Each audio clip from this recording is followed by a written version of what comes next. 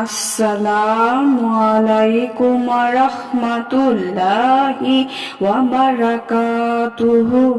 সুপ্রিয় সম্মানিত দর্শক ও শ্রোতা, আশা করি মহান রব্বুল আলামিনের দয়ায় আপনারা সকলেই ভালো আছেন।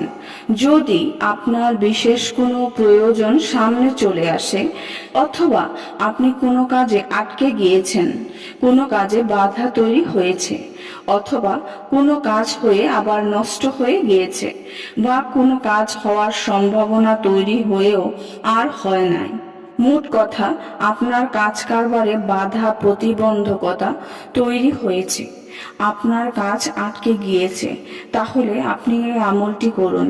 ইনশাআল্লাহ সকল আটকে যাওয়া কাজ হয়ে যাবে এবং আপনার সকল হাজত পূরণ হবে, সকল জরুরত পূরণ হয়ে যাবে ইনশাআল্লাহ। আমলটি কিভাবে করবেন?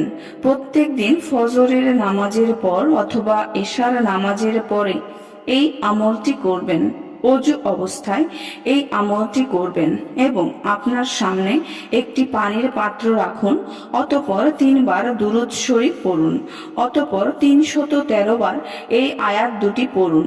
সূরা আল আম্বিয়ার আয়াত নাম্বার 87 এখন পড়ে শোনাচ্ছি। লা ইলাহা ইল্লা আনতা সুবহানাকা ইন্নী কুনতু মিনাজ জালিমিন, আয়াত নাম্বার 88। এখন সূরা আম্বিয়ার আয়াত নম্বর 88 পড়ে শোনাচ্ছি। ফাস্তাজাবনা লাহু ওয়া নাজাইনাহু মিনাল গাম্মি ওয়া কাযালিকা নুনজিল মুমিনিন। 313 বার এই আয়াত দুটি পড়ে শেষে আবার 3 বার দুরূদ শরীফ পড়ুন। অতঃপর সেই পেয়ালার পানিতে ফুঁক দিন। অতঃপর কিছুক্ষণ পর এই পাত্রে আপনার 2 হাত ভিজিয়ে আপনার চেহারায় এবং সমস্ত শরীরে মুছে দিন।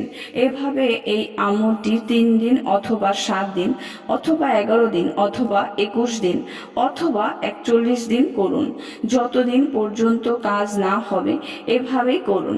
যদি 3 দিনে কাজ হয়ে যায় তাহলে আর করার দরকার নেই। যদি 11 দিনে কাজ হয়ে যায় তাহলেও 11 দিনের পরে আর করার দরকার নাই। অর্থাৎ 3 দিনে কাজ না হলে 7 দিন করুন। যদি 7 দিনে কাজ না হয় তাহলে 11 দিন করুন। 11 দিনে কাজ না হলে 21 দিন করুন। আর 21 দিনে কাজ না হলে 41 দিন করুন। ইনশাআল্লাহ অবশ্যই সফলতা লাভ হবে। আপনার আটকে যাওয়া কাজ চালু হয়ে যাবে, আপনার সকল হাজত পূরণ হবে। সুপ্রিয় সম্মানিত দর্শক ও শ্রোতা, ভিডিওটি যদি ভালো লেগে থাকে অবশ্যই চ্যানেলটি সাবস্ক্রাইব করবেন, লাইক করবেন, কমেন্ট করবেন এবং বেশি বেশি শেয়ার করে দিবেন। সবাই ভালো থাকবেন। আল্লাহ হাফেজ।